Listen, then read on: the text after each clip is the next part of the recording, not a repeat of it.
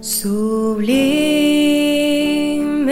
gracia del Señor, que a un infeliz salvó. Sublime gracia, mas el Dios de toda gracia que nos llamó a su gloria eterna en Jesucristo, después que hayáis padecido un poco de tiempo, Él mismo os perfeccione, afirme, fortalezca y establezca. A Él sea la gloria y el imperio por los siglos de los siglos. Amén. Gracia me enseñó a temer. Sublime Gracia es un programa que presenta breves reflexiones fundamentadas en la palabra de Dios. Es un deseo y necesidad de mi propio corazón de conocer más profundamente a este nuestro Dios de toda gracia que nos llamó a su gloria eterna en Jesucristo. Todas las semanas, en Luz a las Naciones, canal cristiano de comunicación, puedes seguir este programa y recorrer juntos el largo pero certero sendero de la palabra de Dios. Dios me salvó y mis cadenas ya Él rompió. Sublime gracia, porque de su plenitud tomamos todos gracia sobre gracia. Perdón, sublime gracia, inmenso amor. Es un placer para mí saludar a los oyentes de Radio Luz a las Naciones en nuestra programación cristiana semanal titulada Gracia Sublime. Programa desde el cual compartimos con ustedes breves reflexiones fundamentadas en la verdad de Dios que tienen como objeto la edificación de nuestras almas. A lo largo de los últimos programas estamos, haciendo breves estudios del Espíritu Santo en su personalidad, en lo que significa lo que es la propia revelación de la Trinidad de Dios tocante a la tercera persona de la Trinidad de Dios, que es el Espíritu Santo. Hemos podido verle en el Antiguo Testamento y ahora le estamos viendo desde la perspectiva neotestamentaria. Es importante, es justo decir que el Espíritu Santo no ha cambiado desde la eternidad, en el propio desarrollo, creación de las cosas y hasta el día de hoy. En esencia, Él no ha experimentado ningún cambio. Él es Dios. Pero hemos podido ver cómo Dios ha revelado el Espíritu Santo, y el propio Espíritu Santo se ha revelado a través de las páginas de la Escritura en diferentes circunstancias y relaciones con las diferentes administraciones de Dios a lo largo de las épocas. Hoy estamos en un momento importante, ya que el Espíritu Santo es el bendito huésped de la Iglesia. La Iglesia en las páginas del Nuevo Testamento, en las propias palabras del apóstol Pablo en el capítulo 3 de la primera carta a los Corintios, en los versículos 16 y 17, él nos enseña que somos templo del Espíritu Santo, en el sentido colectivo, como iglesia, pero también en el sentido personal, individual, también somos templos del Espíritu Santo. Eso también el propio apóstol en la misma epístola, entre otros versículos, por supuesto, que tenemos y podemos encontrar en el Nuevo Testamento, nos lo enseña en el capítulo 6, 3 capítulos después, donde el propio Pablo dice que nuestro cuerpo es templo del Espíritu Santo. Y por ende, o por consiguiente, por esta santa razón, nosotros debemos de glorificar a Dios con nuestro cuerpo y con nuestro espíritu, los cuales son de Dios, porque han sido comprados por precio, el precio de la sangre y de la vida que Jesucristo derramó en la cruz del Calvario por nuestros pecados. Entendiendo la idea del Espíritu Santo en cuanto a lo que Él es y su propia personalidad claramente revelada en el Nuevo Testamento, pues ahora estamos viendo la participación, el protagonismo y a la vez la necesidad tan grande que tenemos de poder entender juntos lo que Él es, lo que Él dice de sí mismo y lo que realmente el propio Dios, que en la propia revelación escritural está interesado que podamos comprender del Espíritu Santo. Estamos viendo el Espíritu Santo en nuestro estudio en el Nuevo Testamento en sus relaciones con Jesucristo. Y hemos podido verle en sus relaciones con su humanización, en cuanto a lo que fue la formación del Hijo de Dios en el vientre de María. Y todo esto lo pudimos, explicar entendiendo la profundidad, la grandeza y por supuesto los propios límites explicativos para poder mostrar cómo realmente el Dios eterno, el Dios Espíritu, separado y diferenciado en la segunda persona de la Trinidad de Dios, fue puesto en el vientre de María, para que naciera el bendito Hijo de Dios, quien a su vez moriría en la cruz por nuestros pecados. Hemos podido ver el texto que Pablo nos enseña en la primera carta de Timoteo, en el capítulo 3, en el verso 16, en ese grande misterio de la piedad, indiscutiblemente grande. Y el primer párrafo de esas frases que el apóstol va a seguir diciendo es: Dios fue manifestado en carne. Y la segunda frase, vindicado en espíritu, o por él, o en el espíritu. Y pudimos ver el significado de este verbo vindicar, y lo que realmente el escritor, el aliógrafo, trata de decirnos con esta expresión.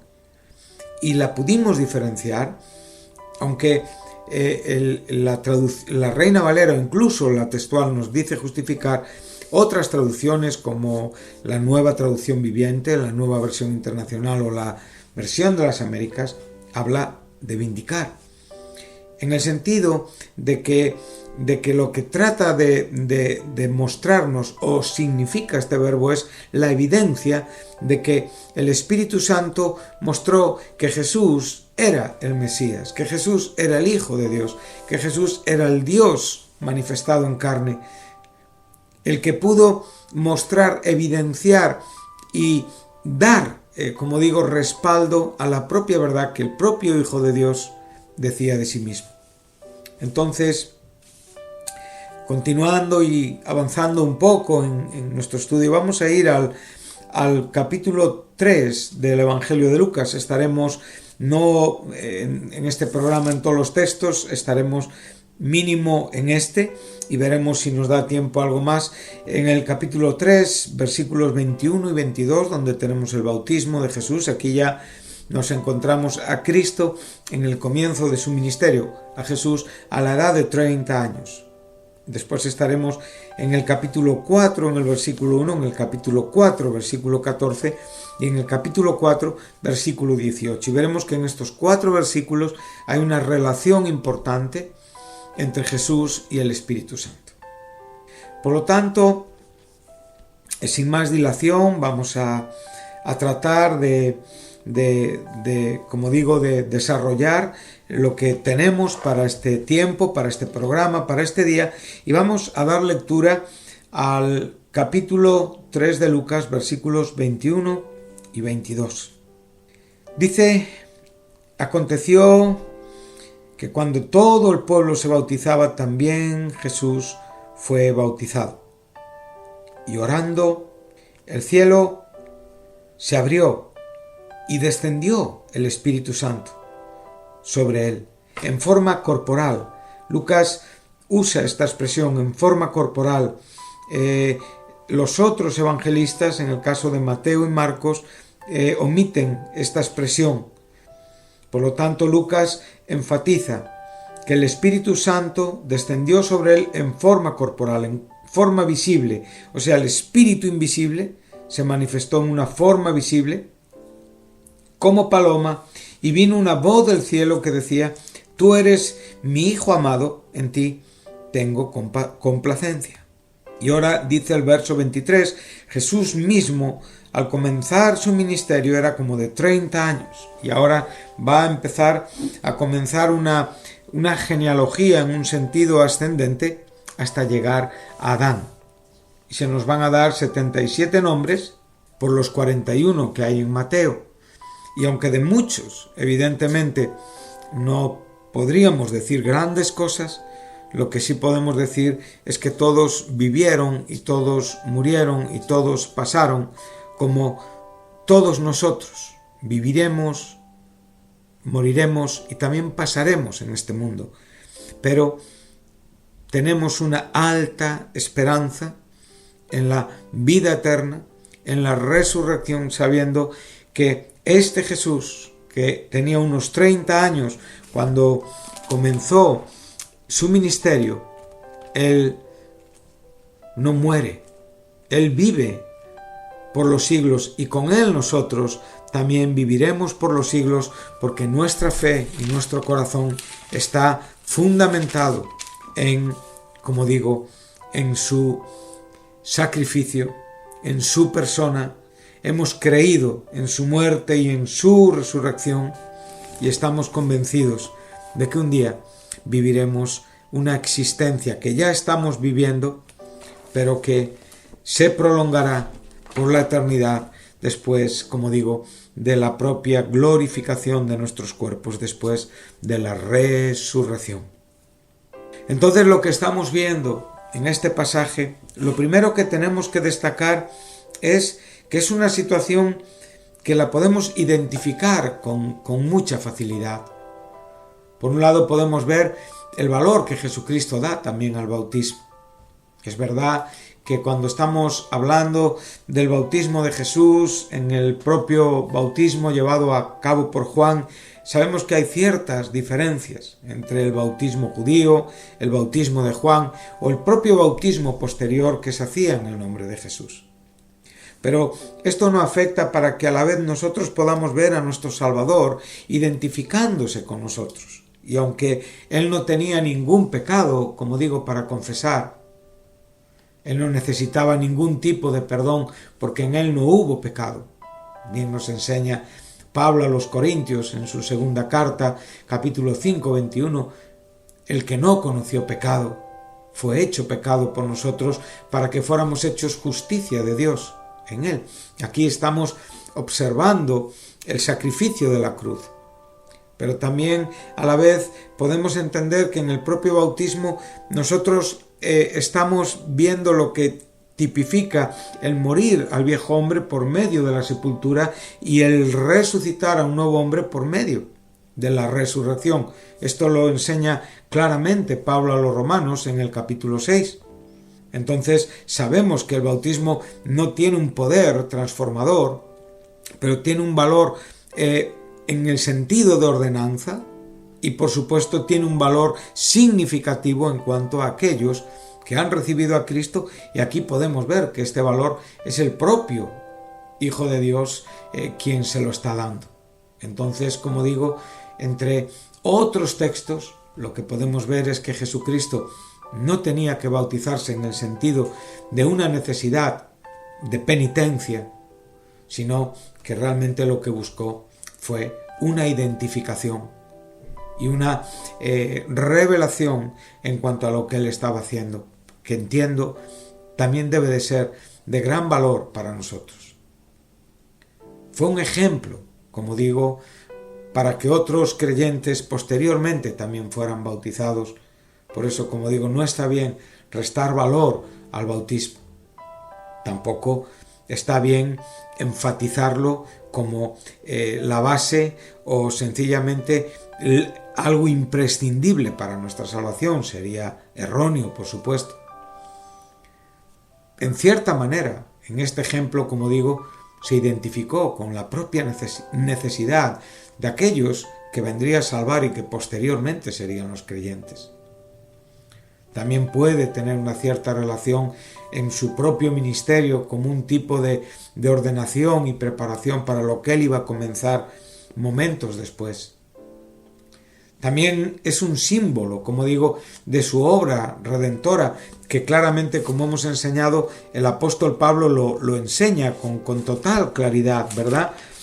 Dice en el capítulo 6, como dije hace un momento, de la epístola a los romanos, dice en el verso 4, porque somos sepultados juntamente con él para muerte por el bautismo, a fin de que como Cristo resucitó de los muertos por la gloria del Padre, así también nosotros andemos en vida nueva. Aquí podemos ver lo que estamos diciendo, o sea, el simbolismo.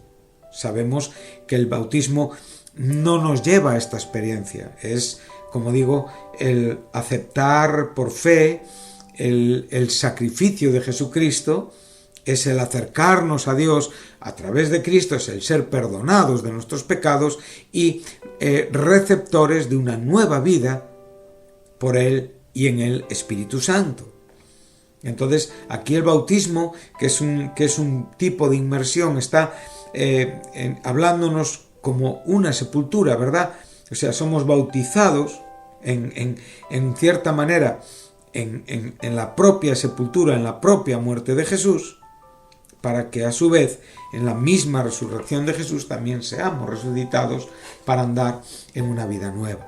Entonces, como digo, esta situación es muy trascendente, es importante, relevante, porque el Espíritu Santo va a tener presencia, como digo, en este momento, como veremos un poquito más adelante. Evidentemente también fue una confirmación del trabajo y del ministerio de su predecesor Juan el Bautista, el cual también fue lleno del Espíritu Santo desde el propio vientre de su madre Elizabeth. Eso es una maravilla cuando podemos ver que Elizabeth fue llena del Espíritu Santo y a la vez en su propio encuentro, dice, con el Señor, hubo una experiencia que ya había sido profetizada a su propio padre, donde realmente en el anuncio del nacimiento de Juan se diría que sería, como digo, lleno del Espíritu Santo desde el vientre de su madre. Capítulo 1 de Lucas, versículo 15. Por lo tanto, Juan también era un hombre experimentado en la propia obra del Espíritu Santo, aunque es alguien que vive en el lado del Viejo Testamento, en la misma manera que Simeón y que Ana. Ellos vivieron en el lado del Antiguo Testamento, no como nosotros, que nosotros vivimos después de la muerte y de la resurrección de Cristo. Por lo tanto, podemos ver que el propio Hijo de Dios está dando sentido a toda la Escritura. Y como bien le dice al propio Juan, es necesario que cumplamos toda justicia. Esto se lo enseña según el registro que nos deja como digo, el Evangelio de Mateo. Juan se opone, dice en el capítulo 3, verso 14 del Evangelio de Mateo: yo necesito ser bautizado por ti, ¿tú vienes a mí? Pero Jesús le responde y le dice: deja ahora, porque así conviene que cumplamos toda justicia. Juan sabe perfectamente quién es el que está bautizando. Él ya lo ha dicho. Él tiene más autoridad que yo. Él es más poderoso. Yo no soy digno. Tengo una debilidad evidentemente ni soy suficiente para un propósito, pero Él sería el que nos bautizaría en Espíritu Santo y en fuego. Por lo tanto, podemos ver la importancia de lo que aquí se nos está enseñando. Por lo tanto, podemos ver que el bautismo es un asunto importante, es un asunto que debemos de considerar y, por supuesto, es un asunto que el Hijo de Dios tuvo a bien experimentar y que no solamente experimentó, sino que también se agradó en ordenar.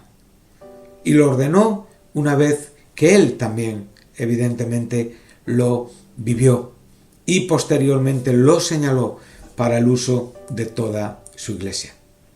Por lo tanto, el bautismo debe de ser algo de mucha importancia, ya que Cristo mismo fue bautizado. Por lo tanto, a lo largo de la historia cristiana, nunca el bautismo ha sido tratado como un simple formalismo exterior, incapaz de proporcionar bendición alguna. Dios nos libre de pensar así. Claro que es verdad que nosotros no lo vamos a convertir en el medio de nuestra salvación, pero sabemos que es una ordenanza establecida, estipulada por el propio Jesucristo, y que siempre en nuestra bendición a la palabra, en nuestra obediencia, a la palabra, encontraremos mucha bendición. Y por lo tanto, como digo, no seamos de los que lo degradan, de los que lo deshonran y que en cierta manera lo olvidan como si no fuera necesario. Por lo tanto, nuestro deber es obedecer a Cristo. El que crea, sea bautizado. Nuestro deber, no podemos negar las aguas a ningún creyente, que a no ser que tengamos argumentos para no hacerlo, debemos siempre de cumplir con lo que la palabra de Dios nos enseña. Entonces, como digo, si el bautismo fue provisto en una manera misericordiosa por nuestro Señor Jesús, como una ayuda, como un medio de gracia, y que lo podamos utilizar correcta y dignamente, y por lo tanto podamos mirar hacia Cristo con confianza, esperando una bendición. Pero nunca nos olvidemos que la gracia de Dios no va vinculada a ningún sacramento, a ningún tipo, de obra humana, sino que únicamente va unida a una gracia que obra mediante una fe en Jesucristo. Y por lo tanto, muchas personas han sido bautizadas en agua sin haber sido transformadas por el Espíritu Santo. El bautismo debe de ser la consecuencia de haber nacido de nuevo. Entonces sí, hemos sido transformados y por supuesto nos bautizamos como nuestro Señor nos enseña aquí. Y una vez que ha cumplido con esta justicia hablada al propio Juan y que el propio Padre se complace, entonces nuestro Señor ora. Y aquí es donde vamos a dejar este programa viendo la importancia de que Lucas también nos introdujo esto. Él se bautizó y él oró. Importante la vida de oración. Y posteriormente a esta oración el propio cielo se abrió y el Espíritu Santo vino a vindicar al Hijo de Dios en la propia complacencia del Padre. Un texto que por supuesto vindica y muestra la verdad doctrinal de la trina deidad de Dios. Que Dios les bendiga. Hasta aquí este programa. Continuaremos la semana que viene y desearles que Dios les guarde, cuídense mucho y que tengamos, como digo, una vida siempre agradable a Dios. Muchas gracias.